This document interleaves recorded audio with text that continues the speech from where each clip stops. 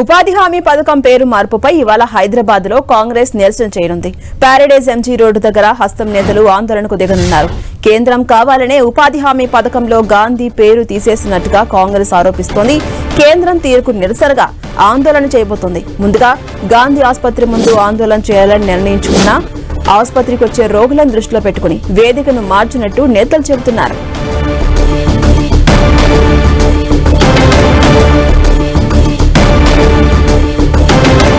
ఇదే అంశంపై మరింత సమాచారం మా ప్రతినిధి ప్రతాప్ అందిస్తారు. ప్రతాప్, ఉపాధి హామీ పథకానికి కేంద్రం మార్పునకు నిరసనగా కాంగ్రెస్ ఇవాళ హైదరాబాద్ లో ఆందోళనలు చేయబోతోంది. అప్డేట్స్ ఏంటి?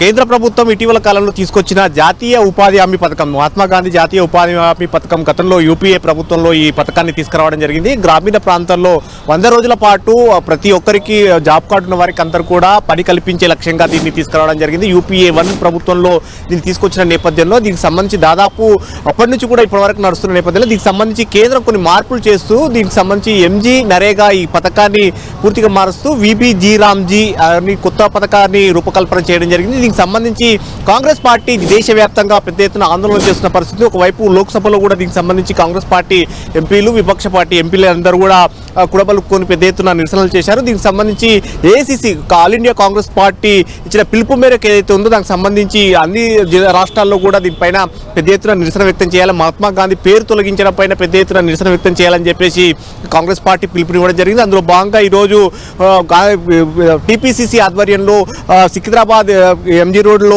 పెద్ద ఎత్తున నిరసన చేసేందుకు కూడా కాంగ్రెస్ పార్టీలు నేతలంతా కూడా సిద్ధమవుతున్నారు. మరి కాసేపట్లో నేతలంతా కూడా మంత్రులు, ఎమ్మెల్యేలు కానీ మిగతా నేతలంతా కూడా ఇక్కడికి రాబోతున్నారు. ఇప్పటికే కాంగ్రెస్ పార్టీ సీనియర్ నేత మాజీ పీసీసీ అధ్యక్షుడు వి హనుమంతరావు ఇక్కడికి చేరుకోవడం జరిగింది. ఆయన అంచనంతో దీనికి సంబంధించి కాంగ్రెస్ పార్టీ పెద్ద ఎత్తున ఆందోళన వ్యక్తం చేస్తుంది. దీనికి ప్రధానమైన కారణాల వార్త కూడా అడిగి తెలుసుకుందాం. హనుమంతరావు గారు, మీరు ప్రధానంగా విబి రామ్జీ అనే పేరును మార్చడం పట్ల, అంటే ఇప్పటికే కేంద్రం ఒక ప్రధానంగా 100 రోజుల నుంచి 120 రోజులకు పెంచినామని చెప్పేసి చెప్తుంది. దీనికి ఎందుకు మీకు నిరసన తెలపాలని మీరు ఎందుకు? చూడండి, 100 రోజుల నుంచి 25 రోజులు పెంచారు, కరెక్టే.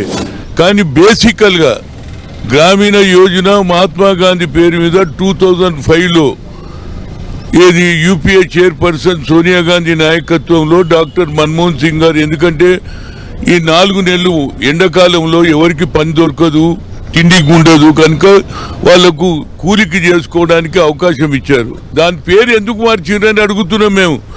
అందులో బడ్జెట్ కూడా తక్కువ, అంటే రాష్ట్రాల మీద మోపిండ్రు. అంటే మీకు చిత్తశుద్ధి లేదు, పేద ప్రజల గురించి కూలీనాలు చేసుకునే వారికి లేదు, కేవలం 25 పెంచేసి తెచ్చినంటే. మహాత్మా గాంధీ పేరు ఎందుకు తీశారు? గతంలో పండిట్ జవహర్లాల్ నెహ్రూను దేశ మొట్టమొదటి ప్రధానమంత్రిని అవమానం చేస్తారు.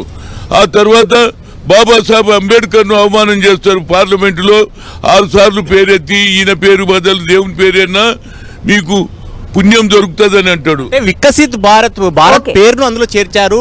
గ్యారంటీ పనికి విధానానికి సంబంధించి రోజ్గార్ యోజన అంటూ కూడా మార్చడం జరిగింది తప్ప దాంట్లో ప్రధానమైన ఉద్దేశం లేదు. భారత్ పేరు పెట్టడం వల్ల మీకు వచ్చిన అభ్యంతరం ఏంటనేది ప్రధానంగా. భారత్ పేరు కంటే ముందు ఈ దేశాన్ని స్వాతంత్రం తెచ్చిన జాతిపిత పేరు ఎందుకు తీసేసానంటూ నువ్వు వికసిత్ భారతే, మేము కాదంటలేము.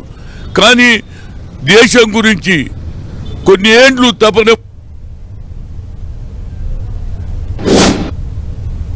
అబ్జెక్షన్, అందుకు అదే కాకుండా రాష్ట్రాలకు కూడా తక్కువ చేసినాను. కేంద్ర బడ్జెట్ మా మీద మోపినాం.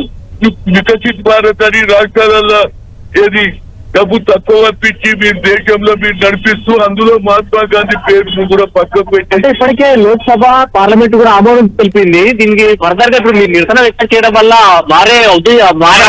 ప్రజలలో మార్పు వస్తున్నది అనుకుంటున్నాడు నరేంద్ర మోడీ. నేను ఇంకొక 4వ ప్రధానమంత్రి కాలేవు, నువ్వు బడుగు బలహీన వర్గాలకు ఏదైతే రిజర్వేషన్ అంటే దాన్ని నువ్వు ఆపుతావు. మేము పైకి రావద్దా? అగ్ర కులాలేనా మీరు 10% తీసుకున్నారా లేదా? మేమేమన్నా ఆబ్జెక్షన్ చేసినవా? మీరు ఇవాళ కోర్టులో చేతుల మీద ఉన్నాయని. అదేవిధంగా థ్యాంక్ యూ ప్రతాప్.